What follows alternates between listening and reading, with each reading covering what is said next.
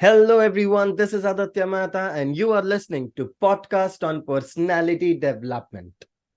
Past experiences of others and learnings are something which never leaves us, and it always makes us better humans, better decision makers, and better leaders. In today's episode, we are going to talk about leadership lessons based on the historical figures, as our guest of today's show believes that looking to the past can help us to lead in the future. So, I'm going to go and come back with the guest till the time intro music is going to play. So, in that time, if you haven't followed this podcast already, then make sure to do that. And since you are following it and becoming a part of the family, join the WhatsApp community as well, where I put exclusive content for the community members. And you can ask questions to the guest as well in that community. And it's completely free. So you do that. Link is in the description. And now, without any further delay, let's get started.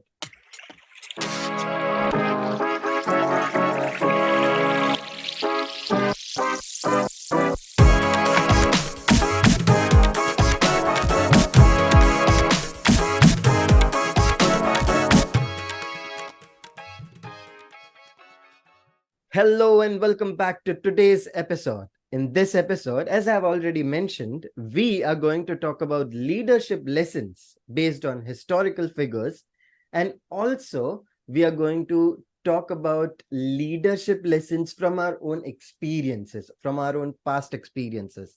And to guide us with that, there is a person who is a frequent podcast guest and a best selling author, bringing his deep experience as a technology and business executive, and he draws on his background to educate, inspire, and entertain audiences large and small. So please allow me to welcome Mr. Jeff Tan, a person who has been amplifying audiences around the world for 2 decades. So, hello, Jeff. How are you doing? I am doing great. I am so excited to be here today. Can't wait to dive into our conversation. Well, I am pretty excited as well. And Jeff, I really know that we have been waiting for this conversation for too long now. It has been more than 2 months, and we were just rescheduling after rescheduling. And, I completely appreciate you accommodating with all the times where I have rescheduled. But finally we are here, and it's great to see you in person rather than talking over emails. So Yes. that's really amazing. But And I'm not sure who rescheduled more, me or you, because I think we both rescheduled a couple of times. So I appreciate the grace as well. Well, thank you so much. And this is just amazing, and I'm really excited. I'm smiling right now, year to year. So that so I'm really happy to have you, to be very honest, and I was really excited before as well. Before diving straight into the topic, I have one question for you, Jeff. Like, Yeah. whatever I have introduced or whatever introduction I have given about you, I feel that's just a nutshell of what you do.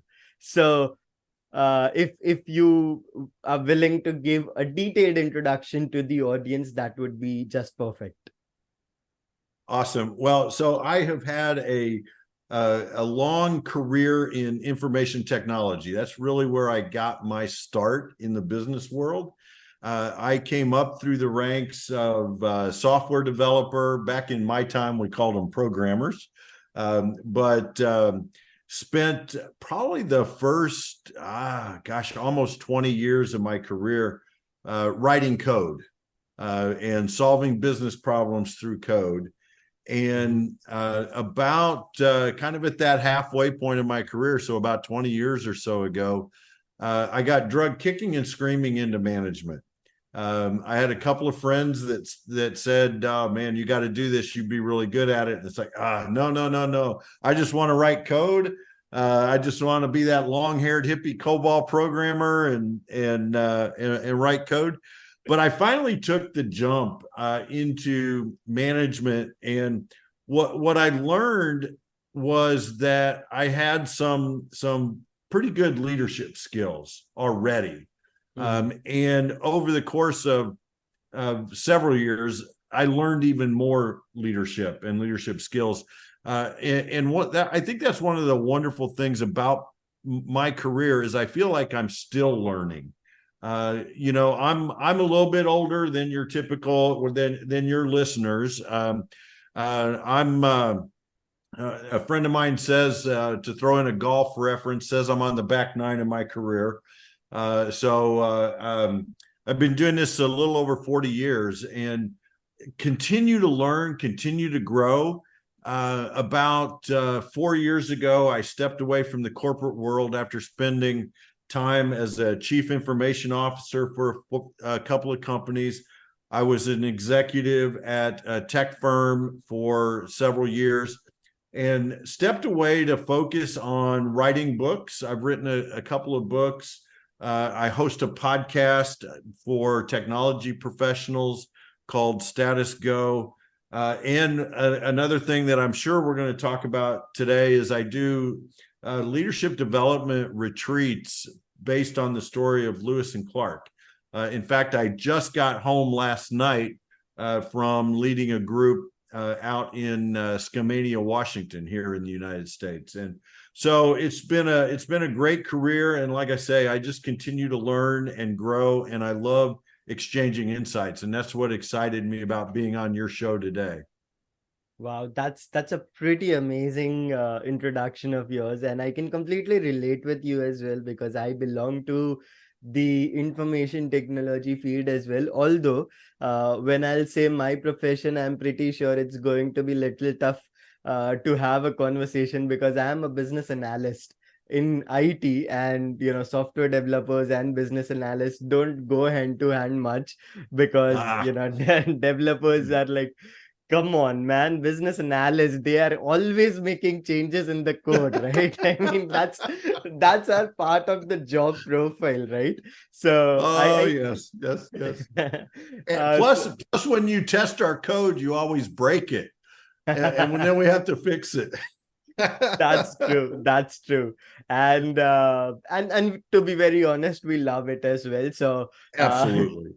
Yeah. so but it's really great. I mean, I'm pretty sure many of the business analysts and software developers who are listening to us right now, they would be really relating to this as well, and Yes. they would be resonating that how a software developer and a business analyst is talking on a podcast with laughs and words.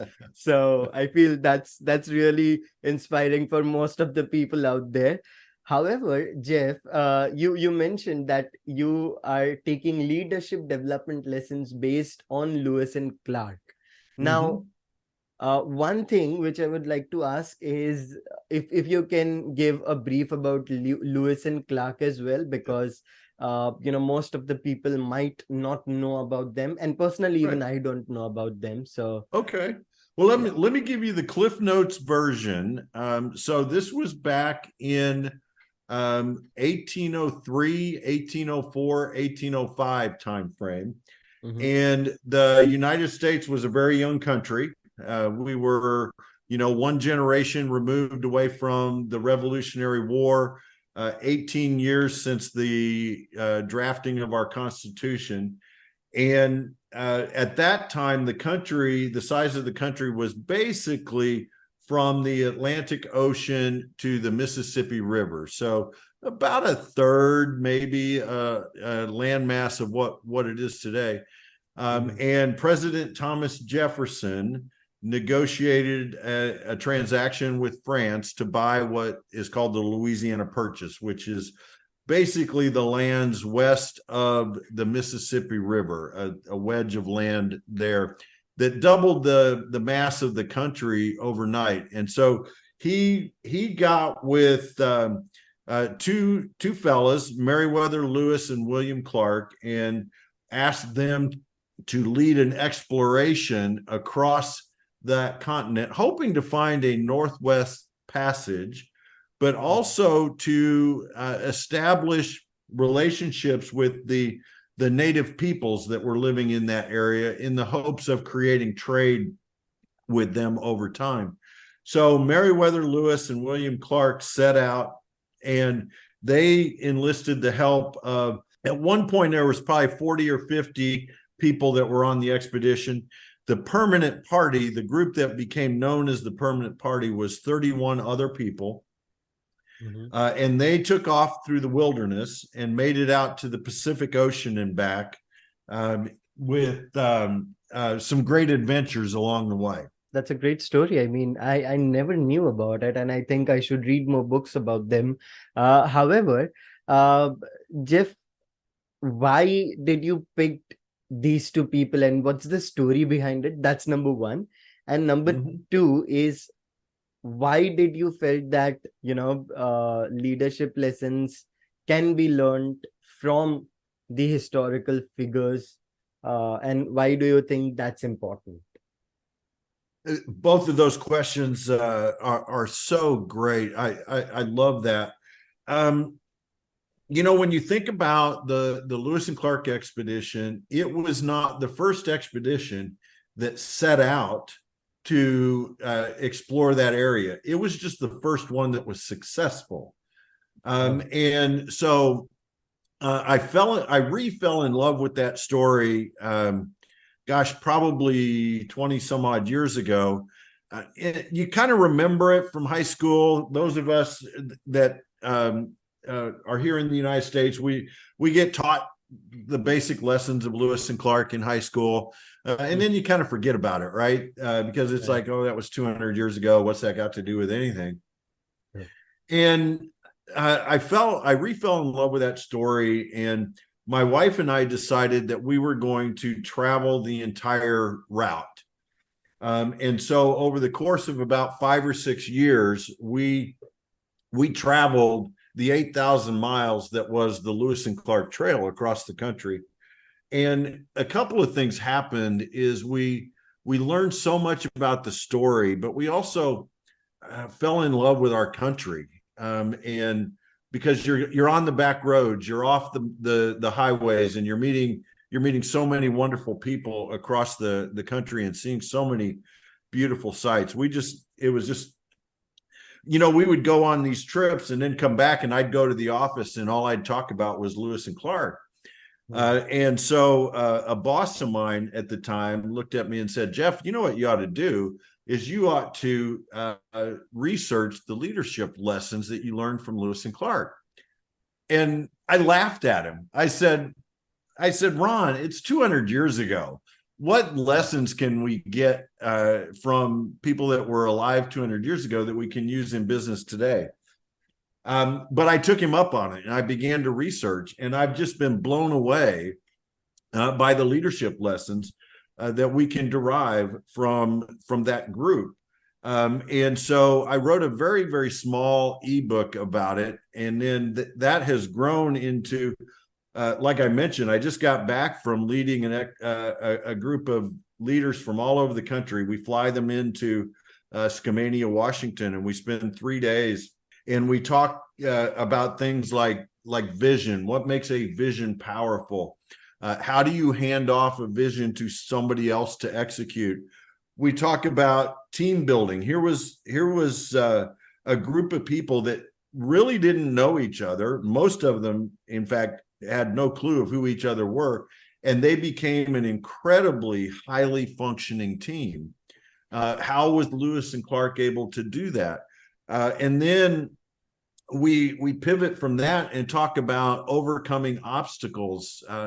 The known obstacles that they knew that they were going to encounter, and then the unknown obstacles, the surprises along the way, and how did they navigate and get around them. And then this concept of resilience, the ability to bounce back after overcoming a challenge. And we look at it from personal resilience to team resilience, and even strategic alliances and ecosystem resilience, because without the partnerships that they formed with the Native Americans, they don't make it. they probably die in the wilderness without help. And then we talk about proceeding on and how, as leaders, we have to proceed on in the face of burnout and distraction. And all those are just the tip of the iceberg in this story that transpired. They were on the expedition for 3.5 years. That just barely brushes the surface. And so I really fell in love with this concept of studying people from the past and understanding why do we talk about them today? We talk about them today a lot of times because they did something, and I'll use air quotes, great. And what can we learn from them? And one of the things, as I was growing in my career, I realized that I really wanted to have an executive coach, and I recommend that to all your listeners. I know some of your listeners are just getting out of university. Others might be getting that promotion into a directorship or a vice president. Having an executive coach that is outside your organization can be incredibly valuable because they don't have an agenda, right? They can work with you and help you grow in your leadership skills and not have to worry about what's going on in the organization. So I happened to meet this fella that does executive leadership coaching based on history. And so the way he does it is we have a coffee meeting and we sit down and we talk, and he's like, well, Jeff, what do you want to work on? And at the time, I wanted to work on managing up. How do you manage your boss or your boss's boss, right? That can be very tricky. And he says, great. And we had this conversation for, I don't know, half hour, 45 minutes. And he says, all right, we're going to meet again in 2 weeks, and I'm going to bring a proposal for someone from history that we're going to study. It's like, okay, so he knew I was a big fan of Lewis and Clark. So I figured, okay, it's probably going to be either Meriwether Lewis or William Clark, or maybe one of the other people on the expedition. And he comes back and says, well, we're going to study Theodore Roosevelt. Theodore Roosevelt, one of the presidents of the United States. And what was amazing to me, so you start when Roosevelt was born in 1858, and we follow him through his life. And we spent a year together studying Theodore Roosevelt, but always bringing it back to that lesson of how do you manage up. Roosevelt was fantastic at living on the edge, right? Pushing the envelope, not necessarily breaking all the rules, although he did do that quite a bit too. But he believed that for growth to occur in himself, as well as the people he was leading, whether it was the Rough Riders earlier in his life, or whether it was he's leading the United States later on, that you have to live on that edge, that you have to balance that edge of pushing too far and not pushing far enough. And he was very adept at that. There's this great story of when he was appointed to, I forget the role, but it was a government position, and President Benjamin Harrison appointed him to this role. And his job was to clean up government. And so the first thing he did was he came to Indianapolis, Indiana, which happens to be where I'm from, but it's also where Benjamin Harrison was from. So he started cleaning up politics right in Benjamin Harrison's backyard. Talk about kind of being on that edge and pushing the envelope and managing up. And he just continued to do that. So I fell in love through that, of really studying leaders from history. You know, with Dan's help, Dan Miller was my coach. We studied Theodore Roosevelt. We studied Dwight D. Eisenhower. Abraham Lincoln, Martin Luther King. Just a wide variety of leaders to identify what it is what are the intangibles in there that made them great leaders, and how did they rally people around them to accomplish some amazing things?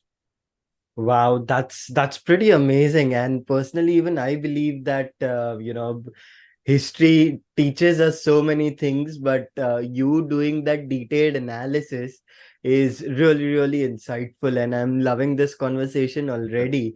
In fact, I have also, based on history, I have created some of the podcast in the past as well. Like, Yeah. like in India, there is a beautiful scripture which is known as Ramayan, which is the history of India. And from there I carry out, like communication lessons and decision making lessons. I've made 2 episodes in the past on that, so I completely relate with that. These are the certain things for which we study history in our Yes. school or colleges. I mean, that's really wonderful. Continuing the next question, I have this follow-up question based on your answer. Like, you mentioned that they managed a good amount of team and they just met them, and they were really able to inspire them towards a greater cause. So Yes.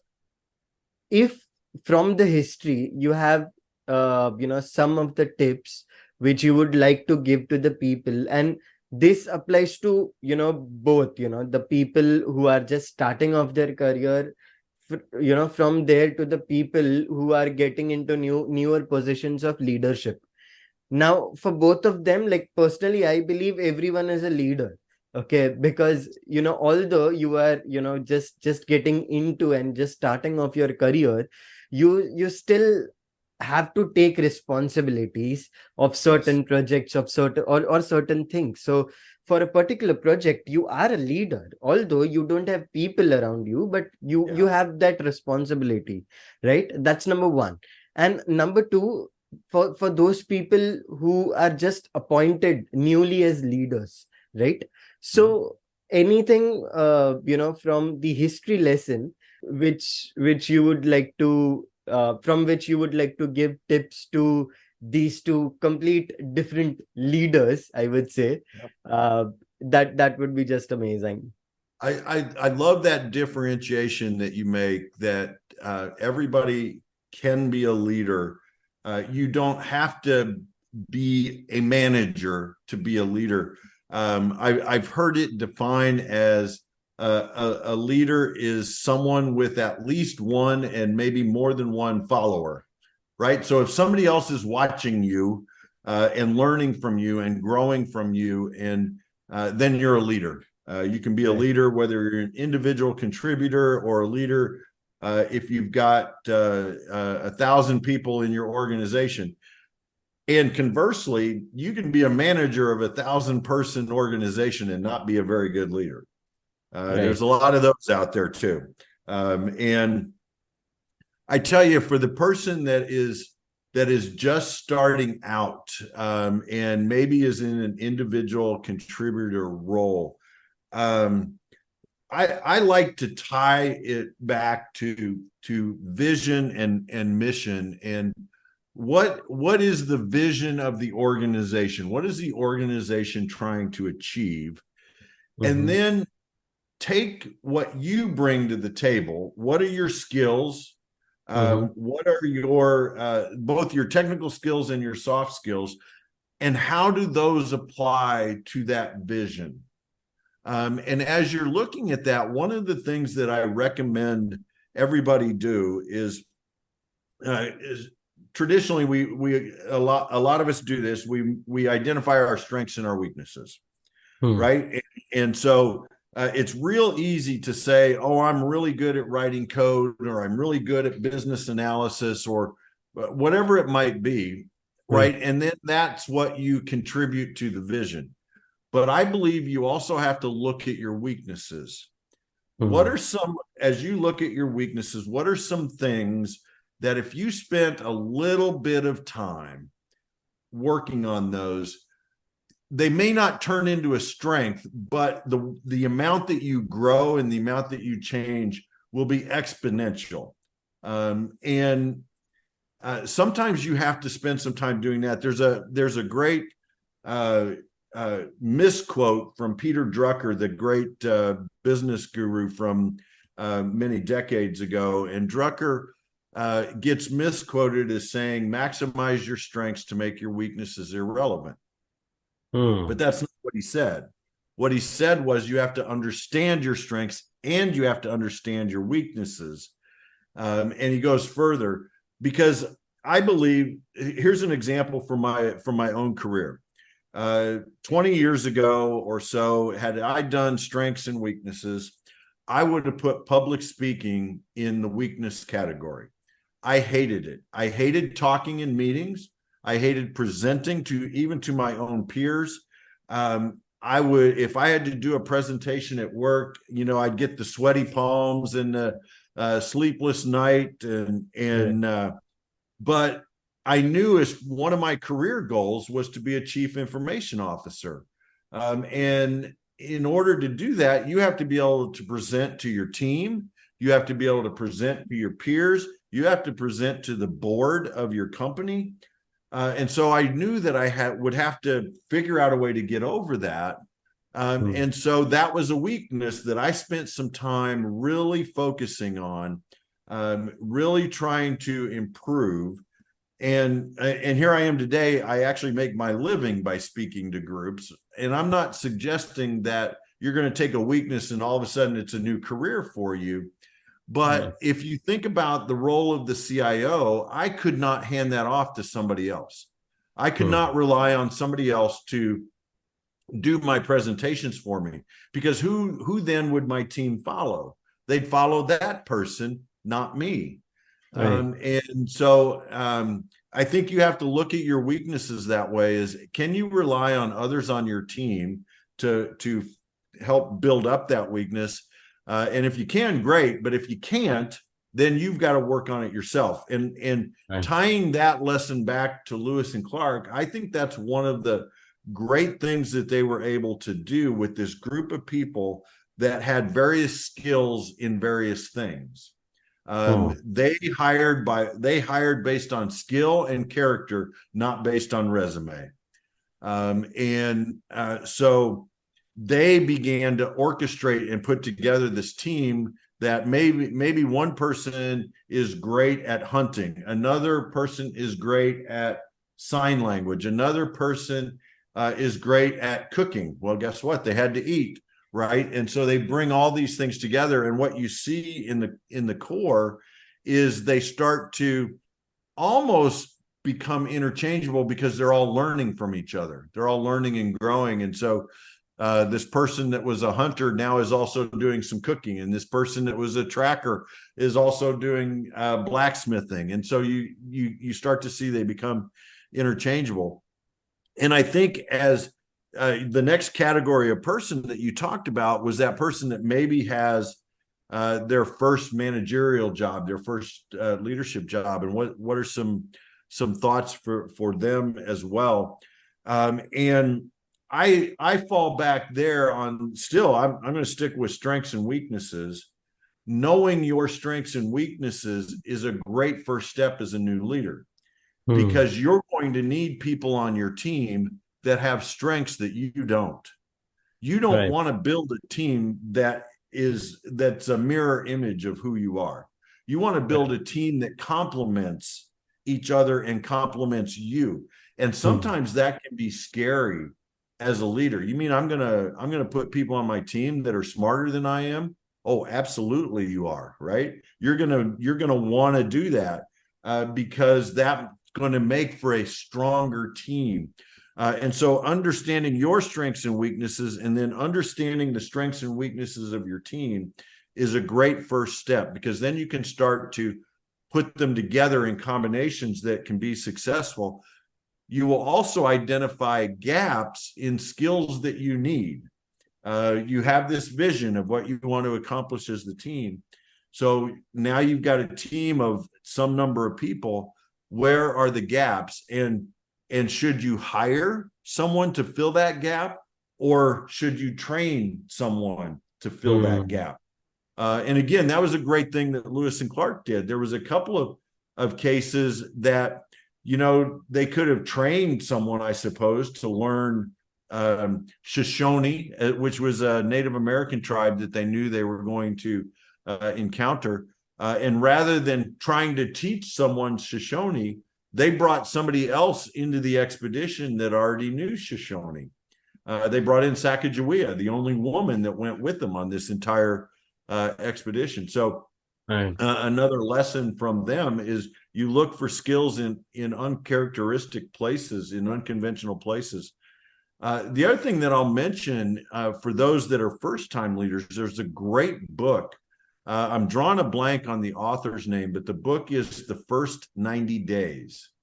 And it's a book that talks about, here's what you should do in your first 90 days, whether you're a new leader or you're a leader that's moving into a new role. Here's kind of a roadmap for those first 90 days. Great book. So I think I covered your questions there. Yes, that's and you covered it pretty brilliantly. I must say that, because it was very detailed and it was very descriptive, and I love those kind of answers. So thank you so much for doing that. Also, the book which you mentioned is also mentioned by another guest of the show as well, who had Awesome. been on the show. So that's a great thing, many guests telling the same thing, and I feel that's one of the thing which is really important. The other thing which I completely relate with is identifying your weakness as well. One of my mentor had said this, that Aditya, if you are getting like 75% and if you want to reach to 80%, what are you going to do? And as usual, Yes. I would, any person would answer is, I'll do more hard work. And he was like, you have done hard work for 75% as well. You didn't reach to 80, right? So Yeah. for adding that 5%, you actually have to focus on your weaknesses and work on those weaknesses. Either it can be by yourself, or you need to hire someone or get Yes. someone into your team who is really good at that. And I completely understand that now, because previously I just understood like I have to work on myself. But with your explanation, I'm more clear that we can actually get someone on the team as well. And that's really amazing, and I'm pretty sure most of the people must be, like their mind has opened that they can actually get someone on the team. And it's a pretty basic thing, but most of the people, like it doesn't strike them, like it didn't strike Yeah. me as well, right? So but it's a pretty common thing, and I really appreciate you saying that. However, I have two more questions for this Yeah. show. And the number one question which I want to really ask is that, most of the times, as you mentioned, that you can also train people rather than, getting Uh-huh. someone else on the team, right? And sometimes while training, you identify that they are really good at something, but they don't have confidence. And this is Yes. for newly appointed managers, because, and I have struggled with that as well, to be very honest. And that is, I know that this person is really good at this job, but he or she doesn't have that confidence to do that. And most of the managers would make that mistake of scolding them, or saying them things which they shouldn't say, like saying them that, oh, come on, you have to do this, it's a part of your job, and all these things. And so my question over here is, what should, leaders should do at that point of time, where they know that the skill is there but confidence isn't? So how can they build the confidence in that particular person? That is a great question. When you think about it, there's probably something in all of us that we don't have that confidence in this particular thing or that particular thing. What I find is that the manager or the leader sometimes has to revert to coaching, which is different than managing, right? Yeah. And so what I try to do is I try to help the individual talk about what it is they want to achieve in their career. What are they after, right? You know, I've coached or managed a lot of people who were just happy doing what they were doing. They had no desire to get promoted. They had no desire to do anything else. And for those, you may see some skills that they have that they're just not confident in, but they really don't want to grow. I'm a big believer you can inspire people to grow, but you can't force them to grow. Right. So first of all, you identify as, do they have that growth mindset, or can you inspire that growth mindset in them? And then I think you put them in situations that help them use that skill that are non-threatening situations.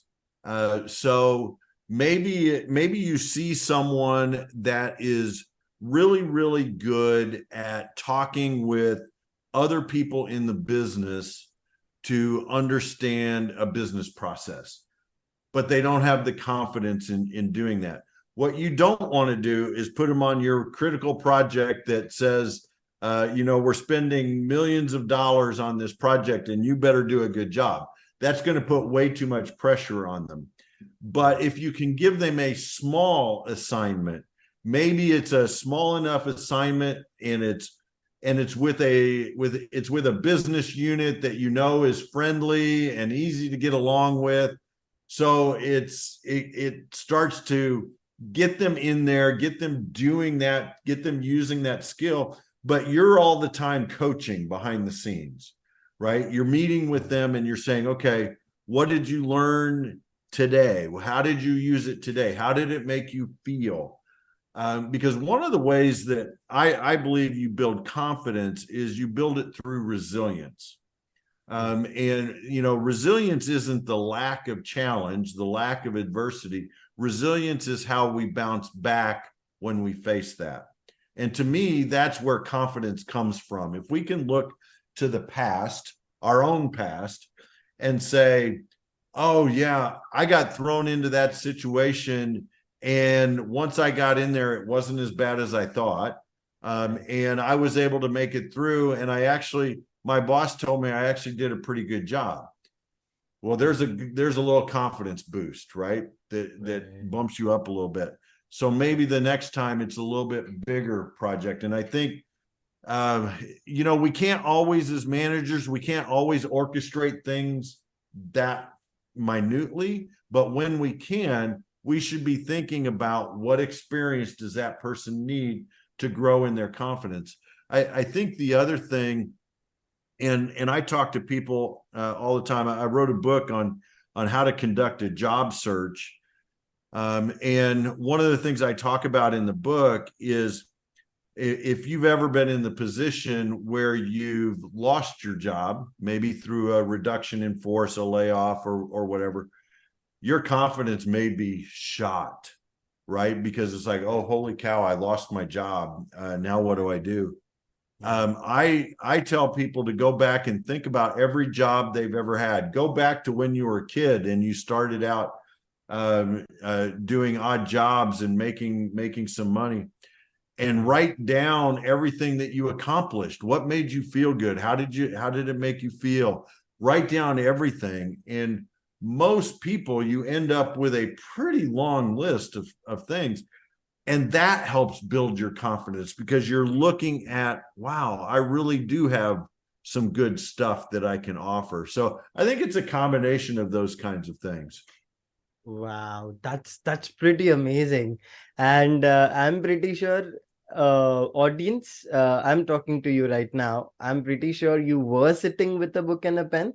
As I mentioned this in each and every episode, that please sit with a book and a pen while listening to this podcast. However, if you haven't, you can listen to this episode again and again, or at least 2, 3 times, because the wisdom which is provided by Mr. Jeff Tunn over here is invaluable, and you are getting it free on this podcast, right? So make sure to share it with your loved ones as well, because it's free and it's free for you to share it, right? So make sure to Yeah. do that. However, Jeff, we are almost at the end of the episode. I have one last question, I promise, and All right. that you know what are some of the lessons which you have learned, which you would like to share with us throughout your experience and through the historical figures? Oh, I would tell you the number of lessons that I have learned are endless. I think a great way to learn leadership is by observation, by watching people around you and identifying, is that person a leader that I want to emulate? Right. And so what about them? What characteristics are they exhibiting that endears you to them as a leader? Or the opposite side of that is, I never want to be that kind of leader. Right. And again, identifying what it is they're doing or not doing that is making you feel that way. Because chances are, if you feel that way, others do too. And so you can start to learn by observation. And I would say, to answer your question, that's probably the number one thing that I learned.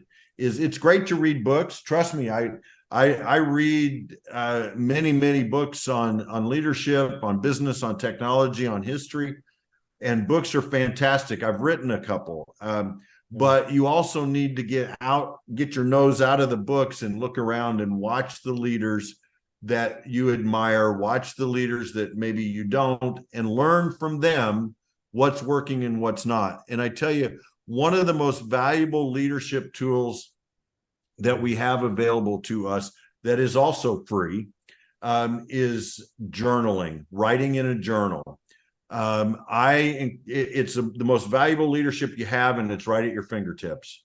I encourage, like you encourage your listeners to sit down with a pen and paper when they're listening to the show. I encourage leaders to journal.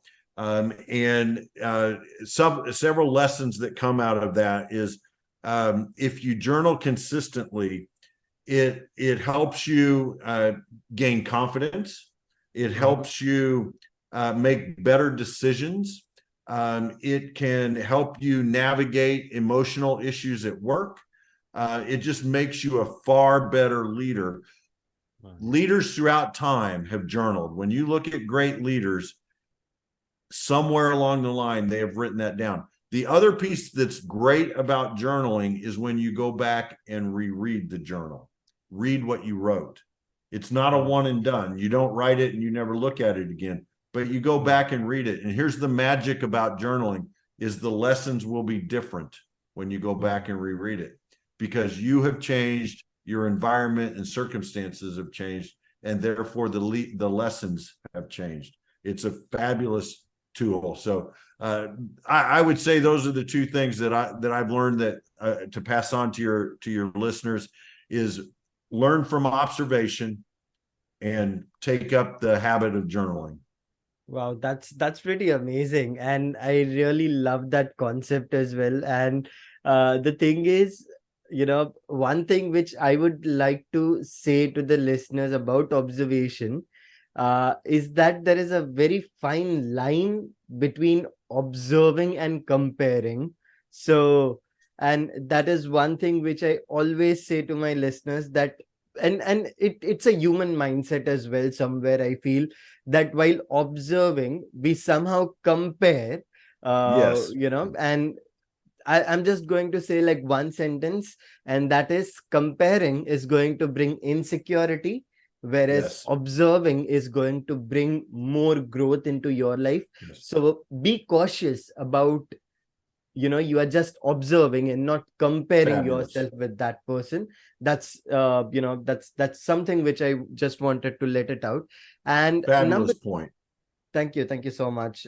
And the second point, I really relate with it because one of my LinkedIn mentor, Dennis Sumlin, a huge shout out to him.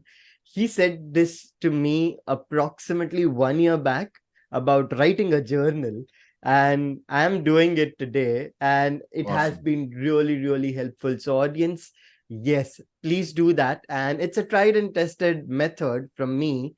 And I'm pretty sure it's a tried and tested method from Jeff as well. So make sure to do it.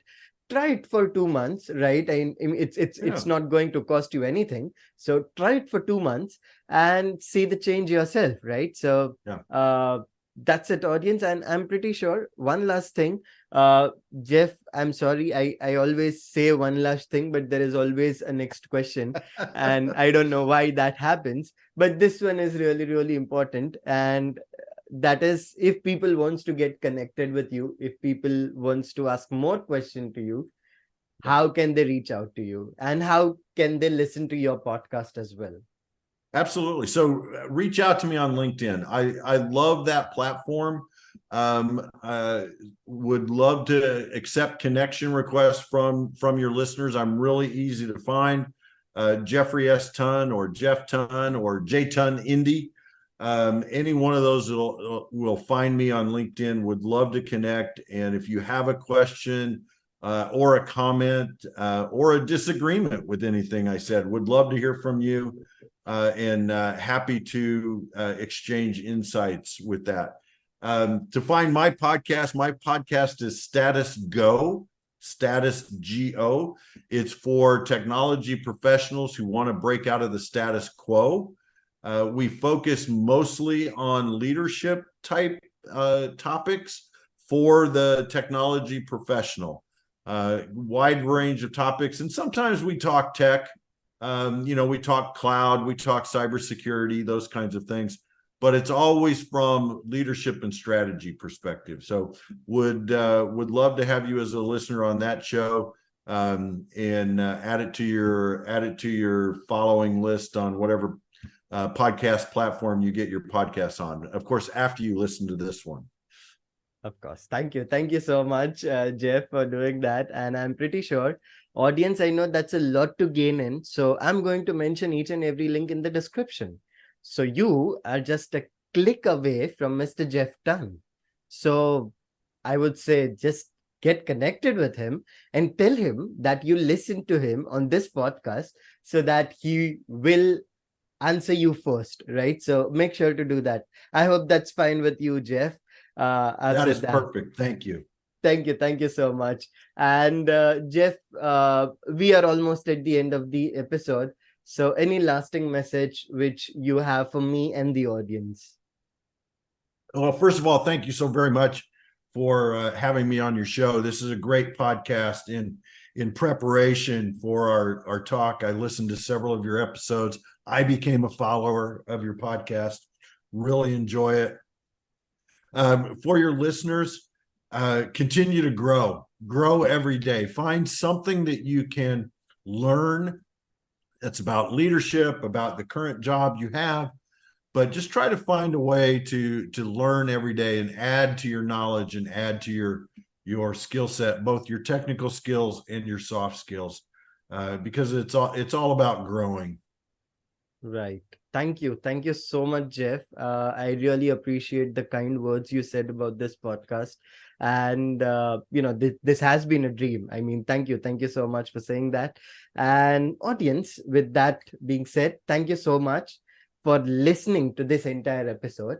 And if you feel that this podcast and this episode adds value in your life, then make sure to share it with your loved ones. It doesn't cost you anything, but it helps this podcast to reach to the people who are in real need of learning, right? So do that. Thank you so much in advance. And thank you so much. With that being said, this is Aditya Mehta along with Jeff Tan signing off from this episode. See you in the next one. Till then, peace out.